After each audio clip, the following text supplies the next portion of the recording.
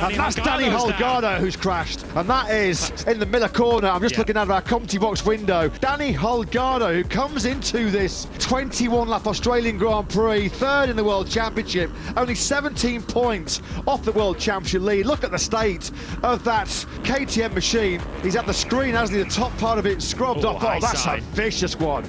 Nasty, nasty high side there for Danny Holgado. On the cold tyres, he tries to come to the grid. He has been able to remount the Red Bull KTM Tech 3 machine. He's lost just the top screen. He hasn't pitted. He had a lot of grass, didn't he, on the right handlebar there for the throttle. At the moment, it doesn't look like there's any major problem. They're going to be, of course, dashing back now to the garage to get himself a new top fairing and screen. But drama in the extreme here on the sighting lap. He's waving at everyone on the grid saying, get out of the way, guys. I need to get to my grid spot pretty quickly because they need to repair that bike. I noticed to look through his visor, it looked like he had, I don't know if it was some blood or something. Look, you can see the blood had cut above his nose, just above his eye. So that's going to have to get patched up. So Danny Holgado, his motorcycle's not in good shape, and neither is the rider. And we are racing here in Philippine in Moto3. It's a good start from pole position by Husqvarna rider Yuma Sasaki. Joel Kelso's got away too from that front row start. I think it might be Alonso. Going wide in the background, taking a long lap penalty. It is David Alonso, fourth in the World Championship and down at turn number 4. Yeah, poked my head out of the commentary box window here and saw David Alonso on the deck then at turn 4. He was outside the points early on in this Grand Prix, came over the start line at the end of the first lap down in 16th place, and that is a hammer blow, isn't it, for David Alonso? He was already 29 points away from the top of the championship. Lost it way before he arrived. He lost that on the brakes, didn't he?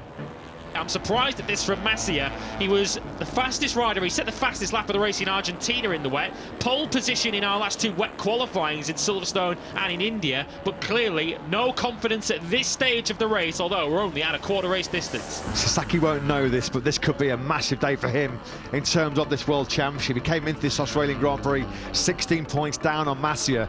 He won't know at this stage of Grand Prix that Masia's down in 13th place, and Danny Holgado on this current lap has been pushed out of the points after his pre-race drama.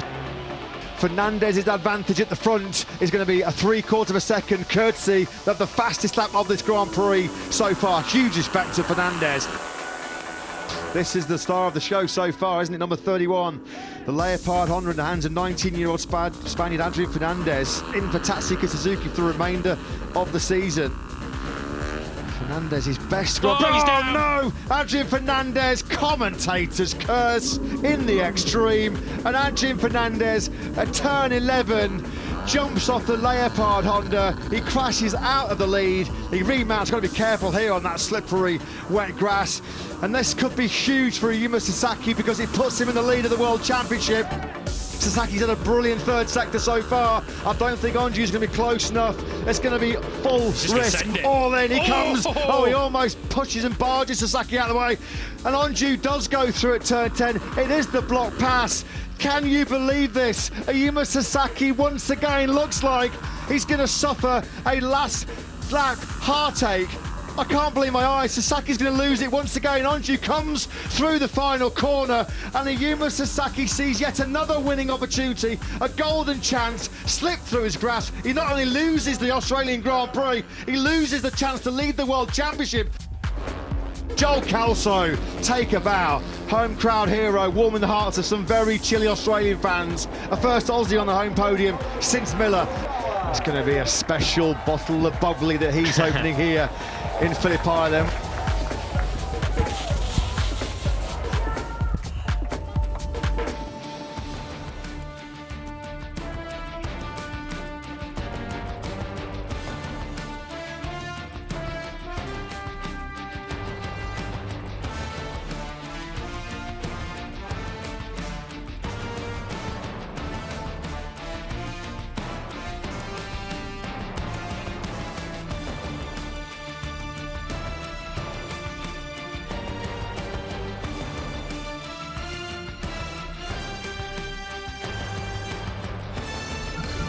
To see more from the biggest MotoGP season ever, click here to subscribe.